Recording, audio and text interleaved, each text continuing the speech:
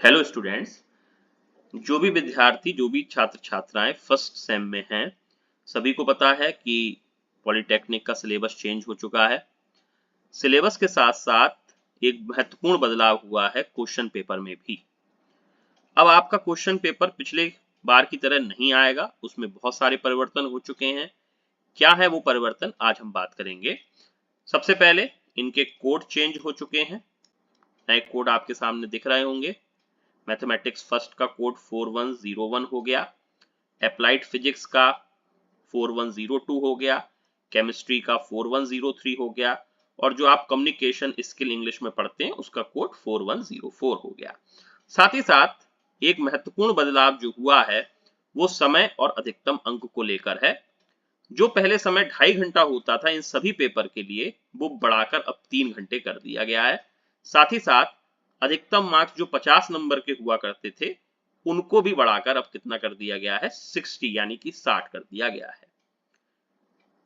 सभी विद्यार्थियों, आपको ये पता होना चाहिए कि आपका प्रश्न पत्र जो है यानी जो पेपर है एग्जाम का, वो इंग्लिश और हिंदी दोनों में आता है। हिंदी का इंग्लिश अनुवाद होता है या फिर कह लें इंग्लिश का हिंदी अनुवाद भी आपको मिलता है। अगर हम क्वेश्चन पेपर के सैंपल की बात करें तो इस बार का पेपर आपको कुछ ऐसा दिखाई देगा। इसमें part A, part B, part C और पार्ट डी, 4 पार्ट्स होंगे। उनका मार्क्स डिस्ट्रीब्यूशन इस तरीके से होगा।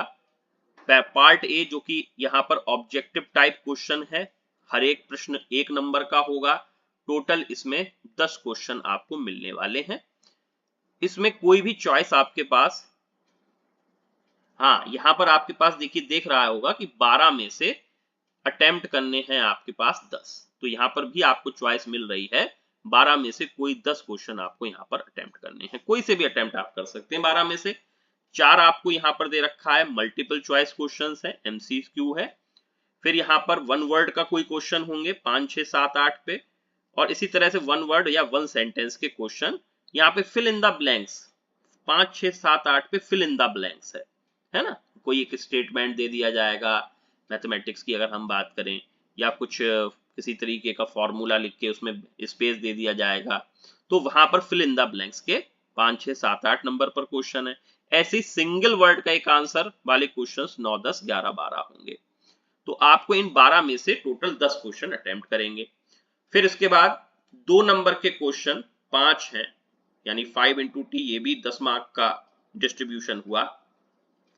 आप देख पा रहे होंगे यहाँ पर टोटल 7 क्वेश्चन आपको दिए जाएंगे, और आपको कितने अटेम्प्ट करने हैं, कोई से 5 क्वेश्चन अटेम्प्ट करने हैं।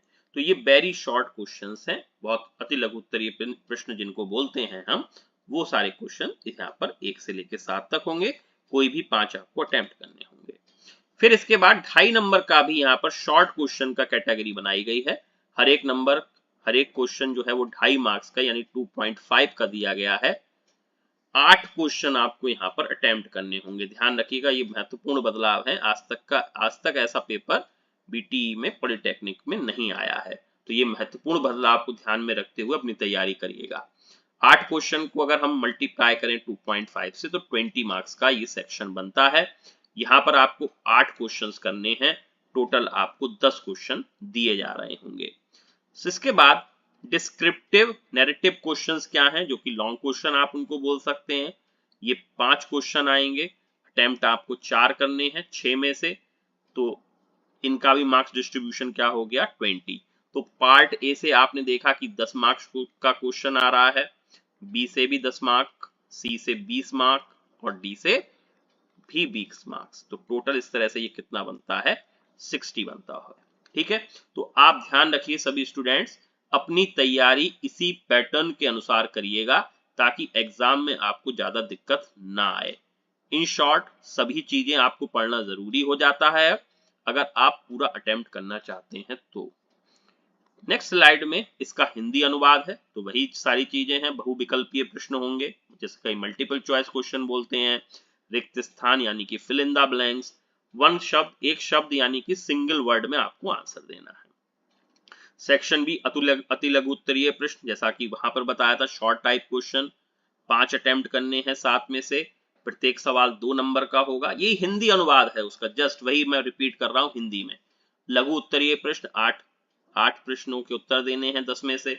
विस्तृत यानी लॉन्ग या कि वर्णात्मक प्रश्न, जिसमें आपको 4 प्रश्न हल करने होंगे 6 में से।